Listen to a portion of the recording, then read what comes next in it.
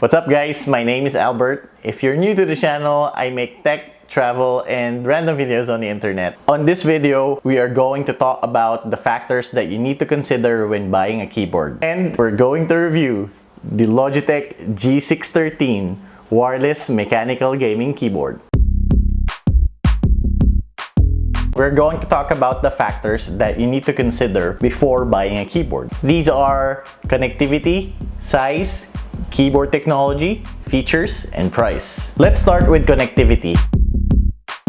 The main question here is wired or wireless. Wired keyboards are generally reliable in terms of connections compared to wireless keyboards. These are because of batteries and signal interruptions. For some gamers, responsiveness is very important, hence them using wired options over wireless ones. I prefer wireless keyboards. This is because of the neatness, there's no wires, you have more portability and flexibility. Now, let's go to size.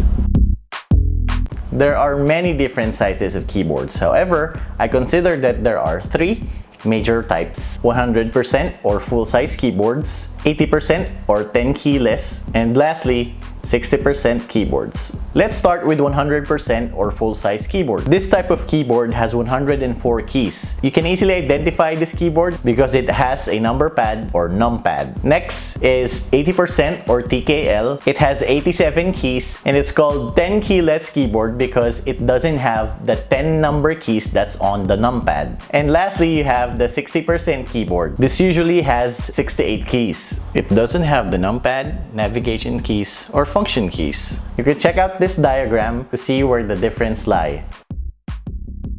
My personal preference has always been the full-size keyboard. I like having the numpad, especially when working with numbers and on sheets. The downside for this type of keyboard is it's too big and it's not that portable, unlike the 60% keyboard. Now, let's move on to keyboard technology.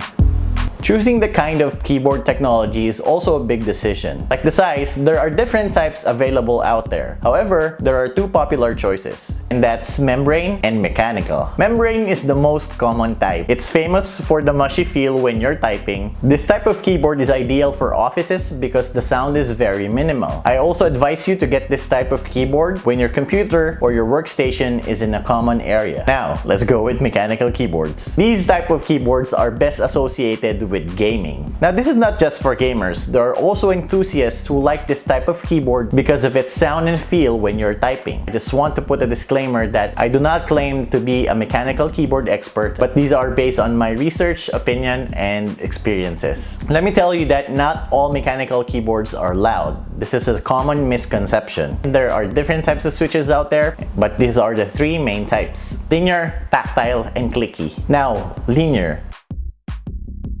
This can be described as smooth and quiet, and it also has a consistent feel when you're typing down. Next is tactile. It has a bumpy feel when you try to press down. You can feel the sections of the switch whenever you're typing down. It also has moderate noise. Last is clicky. This is famous for its loudness and it also has a bumpy feel. Now, these are just generalizations. There are switches out there that are a combinations of these things or have different features. I have to be honest, before I didn't get why you have to get a mechanical keyboard. I used to use membrane keyboards. Now, since using the Logitech G613, I've been proven wrong. I like its tactile feel and it's not too loud. We'll talk about it more later. The next factor is features. The next thing you should consider is features. Do you like RGB lighting? These are very popular things these days. If you have a wired keyboard, maybe you prefer to have a braided cable. You might also want to have programmable keys. And the last thing you should consider is price.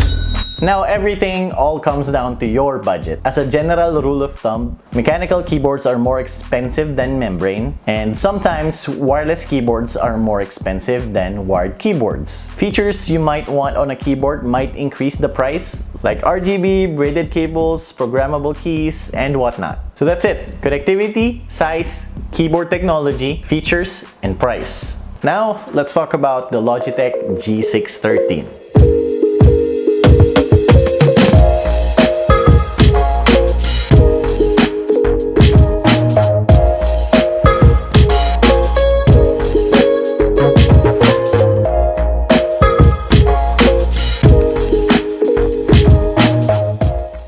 a wireless mechanical gaming keyboard. It's a full-size keyboard with 8 programmable keys and media buttons. In my experience, at first, I accidentally press the G1 button whenever I'm trying to hit the escape button. But after a while, I got used to it. There are 2 light indicators, one for caps lock and your battery status. It also has a built-in wrist rest. Some people may not like this because it's not removable. I like this, but I wish that the material was rubbery for better anchor. But I guess the plastic finish is fine. It has a power button on the side, so you can turn off the keyboard when you're not using it. It also has 2 stands. However, this is the first time that I use a keyboard that has a stand that goes sideways. This thing is pretty heavy. It weighs around 1,460 grams with 2 AA batteries. Logitech claims that the battery life can last up to 18 months. It also uses Logitech's Lightspeed technology when you're using the USB dongle. I've talked about this on my previous video. Basically, your keyboard's delay time is only 1 millisecond. That's as good as using a wired keyboard. Now you also have the option of using Bluetooth. However, you cannot take advantage of Lightspeed. You can connect this keyboard on 2 different devices, one where you're using the USB dongle and one connected via Bluetooth. You can use the connection button to switch between devices. This mechanical keyboard uses Logitech's Roamer G tactile switches. It's clicky, fast, and a little bit quiet. Logitech claims that these switches are durable enough to withstand 70 million key presses.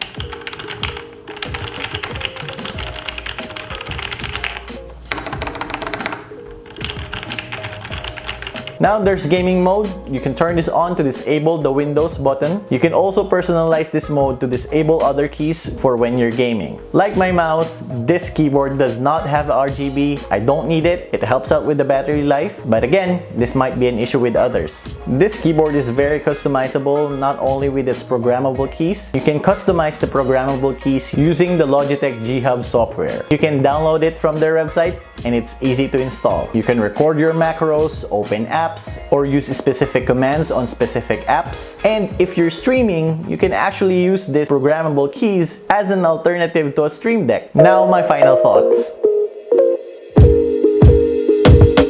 This keyboard has changed my perspective on mechanical keyboards. Although I had to go through a big adjustment, once I got used to it, it was smooth sailing. The keyboard is comfortable to use and it's very functional because you can customize your experience. You also have flexibility in terms of connectivity because of Lightspeed and Bluetooth. And again, this can be connected with 2 different devices. I've always had a good experience with Logitech wireless keyboards in terms of battery life, so I have a good feeling about this one. Although I wish the wrist rest has a rubbery feel, but that's just me nitpicking. Overall, I think this keyboard is a really solid product, and if you're looking for a wireless mechanical gaming keyboard, this is the go-to. How about you? Are you team mechanical keyboard or team membrane? Leave a comment down below and I'll be happy to read them. If you learned something on this video, leave a like. It really helps the channel. And if you haven't already, please subscribe. I would really appreciate it. That's it. Cheers!